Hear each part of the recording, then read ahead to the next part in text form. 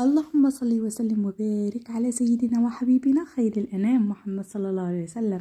سلام، كراكم غاية لاباس؟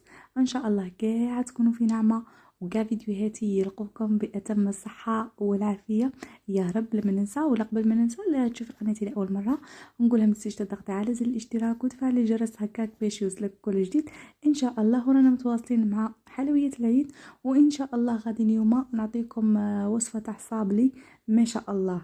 كي نقول لكم ما شاء الله ما شاء الله يليقكم تولي معتمده عندكم. ما يتغيرش الشكل تاعها، تجي تذوب في الفم ما تغبنش في خدمتها زعما ما شاء الله.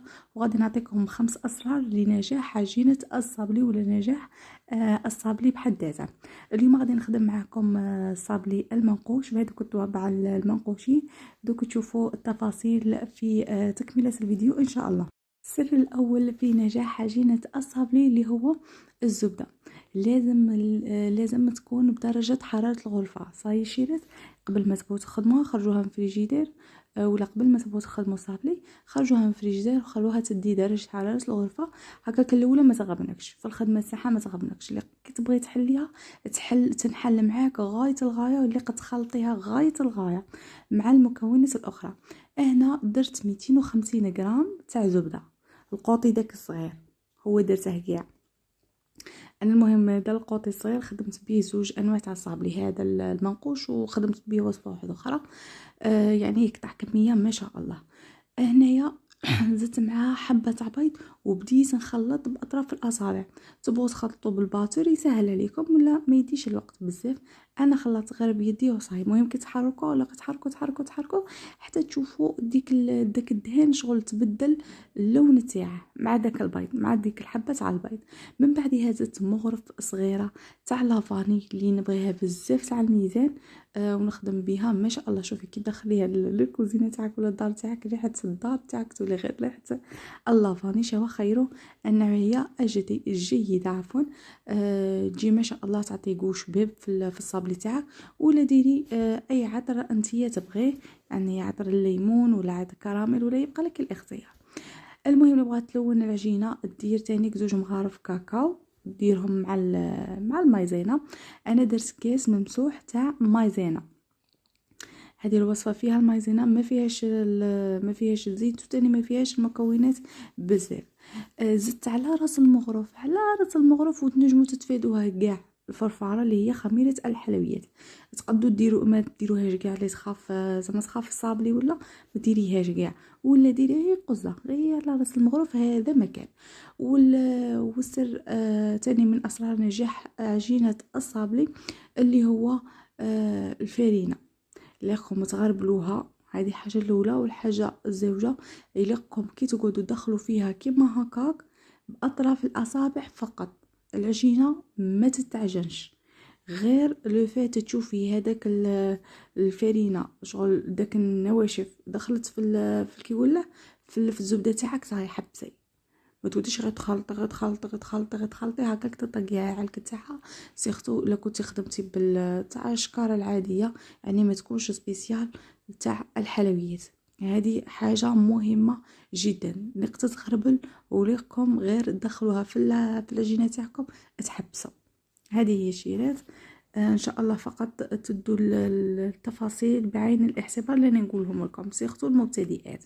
الحاجه واحده اخرى تانيك، ولا الحاجه الثالثه ولا السر الثالث ليكم غير تشوفوا ولا ليكم الفرينه تاعكم غير زعما الا كان تجبد. هذه واحده من الاسرار. لكن تجبد يعني تنشف، ليكم العجينه تاعكم تخلوها شويه طريه بالبزاف، شغل كي تحطي صبعك هكا يتلصق شويه في صبعك صح، باش هي كي تجبد تجي سواسوه. ولا كان عاديه زعما كان عادي ما تشربش ولا هي نورمال ديريها ما تتلاصقش باليد. هذه تاني سر من اسرار نجاح عجينه الصابلي. هنايا غادي ندير الفرينه، ولا تنجموا تخدموا بالمايزينا. هي من الاحسن تخدمي بالمايزينا، ترشيها على سطح العمل وتبدي تحلي في العجينه تاعك. راكم تشوفوا ما درت لا بابي كويسون، ما درت ساشي هكاك باش نحل العجينه تاعي، لا خدمت غير كما راكم تشوفوا. نسيت تانيك ما قلت لكمش كاس تاع سكر كلاصي كاس ممسوح تاع سكر كلاصي هو اللي نسيته. شوفوا هذا هما الطوابع اللي كنت خدمت بيهم. يجي منقوش من الفوقه. هي واحد من اسرار النجاح تانيك عجينه الصابلي اللي كي تدخلوا الطابعه تاعكم ما ديروهش في الفرينه، ديروه في المايزينا. صح الشيرات؟ غادي نعاود لكم انايا ان شاء الله الوصفه تاعي باذن الله. بصح قبل دوك تشوفوا الخدمه كيفاش. هذا صابلي المنقوش غير نحطه، شوفوا هنايا غادي نحطه، هنا غادي نحطه ونضغط على هذيك الرشمه هكاك من الفوق. راكم تشوفوا راني ضغطت عليها باش تتراصي في الصابلي تاعي. ايوا ونعاود نطبع الكادر هذاك باش تقطع معايا. الشكل تاني بنفس الطريقه تاني غادي نديره. بالنسبه للوصفه ان شاء الله غادي نعاود لكم المقادير. غير سمحوا لي شيرات، درت 250 غرام تاع زبده صح، تكون درجه حراره الغرفه. درت فيها حبه تاع بيض كامله، اذا تبغي فيها القرمشه ديريها كامله يعني بالصفار بالبياض، واذا تبغيها طريه وما تجيش مقرمشه ديري غير صفار وحده. صاي تاني درت كاس ممسوح تاع سكر كلاصي اللي كنت ديجا مغربلاته، ودرت مغرف صغيره تاع لافاني ولا اي عطر نتيا تبغيه. درت تاني كاس تاع مايزينا يكون ممسوح، وعلى راس المغرف فرفاره وتنجمي تتفاديها تماما، ولمي بالعجينه تاعك ولا بالفرينه اللي تكوني مغربلتها.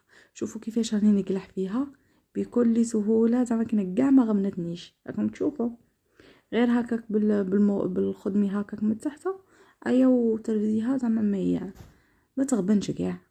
هذه العجينه ما شاء الله شابه بزاف، وتنجموا تحضروا بها اي صابلي وتقطع تاني كميه ما شاء الله. والسمك تاعها راكم تشوفوا درت فيها قد 2 مليمتر هكاك باش يجي صابلي شويه منفوذ. بالنسبه للجهه التحتانيه انا ما بغيتش تجي فيها الرشمه، شغل غادي نلصقوا حبه فوق حبه. اي انا ما بغيتش تجي فيها الرشمه، هي قلحت هذيك الرشمه هذيك البيضه بالخدمي هكاك قلحتها هي وقطعت هذاك الكادر تاعي. نعاود لكم الوصفه شيرات. 250 غرام تاع زبده تكون درجه حراره الغرفه، حبه تاع بيض، كاس تاع سكر كلاصي، كاس تاع مايزينا ولافاني بطبيعه الحال على راس المغرف فرفاره اللي تنجمي تتفاديها، والفرينه. هذا ما كان في الوصفه تاعنا. غادي انا حنايا نشعل عليها ما راكم تشوفوا ما درت لا فرينه لا والو. نشعل عليها يليق ما تكونش الكوشه زايده بزاف وما تكونش ناقصه بزاف تنشف لك الصابلي تاعك كاع ينشف لك يولي يابس. صحيح هذه تانيك واحده من اسرار نجاح عجينه الصابلي. ديريها على 180 درجه حتى 200 درجه، هي 180 مليحه، ولا ديريهم بيناتهم. سخني الفرن تاعك مسبقا وديريها قاع تحت الطيب. انا ديرها قاع تحت الطيب كي نشوفها حمارت لي غايه نشعل عليها من الفوق، تدي تحميره خفيفه ولا ما نشعلش عليها. هذه هي شيرات. لما مبغيش الصابلي يحمر من الفوق بزاف سختو هذا اللي يكون منقوش وكاع كي يكون ابيض يكون شكل تاعها شباب اكثر. شوفوا دات تحميره خفيفه كما راكم تشوفوا جات على حبه الشكل تاعها مخسر ما والو. راكم تشوفوا راني مستفتهم لكم كاع كيما راهم. شوفوا هذاك النوع الثالث او الثاني اللي كنت درته تاني غادي نحضر به وصفه واحده اخرى هنايا ولا شكل واحد اخر. المهم كميه كتحط لي ما شاء الله. شوفوا انا لصقتي بالكونفيتير تي تبغي تلصقي بالشوكولات كريمه الزبده، ولا ما نصحكش بكريمه الزبده بالشوكولات، ولا تختيني شوكولا، ولا غير بالكونفيتور وصاي. راكم تشوفوا هنا تزيين درته خفيف في الوسط. انا درت الاخر تنجمي تاني ديري معجون، يبقى لك الاختيار. وكان هذا هو الشكل النهائي تاع الصابلي تاعنا. جا ما شاء الله اروع مما يكون. شكل تاعها شباب ما تغيرش كاع. حتى هذوك النقوش راكم قاعدوا فيه راكم تشوفوا يعني كل شيء راه قدامكم كاع الحبات كيف ما شاء الله. وصفه تستاهل مليون المشاهدات ولا الملايين المشاهدات لخاطرش تجي ما شاء الله. شوفوا هنا كيفاش تجي، تجيش هذاك الصابلي اللي يجي شغل كالغريبيه، لا يجي شباب بالبزاف. لاخاطرش ما خدمناش بالزيت وخدمنا بالمايزينا. نجمو تاني كي تخلطوا الزيت والمايزينا، بصح تعمدوا هذه الوصفه اللي عطيتها لكم انا احسن. وهنايا نكون وصلنا لنهاية الفيديو. بقى لي غير نقولكم تبقوا على خير، اتهلا في روحكم في امان الله، مع السلامه.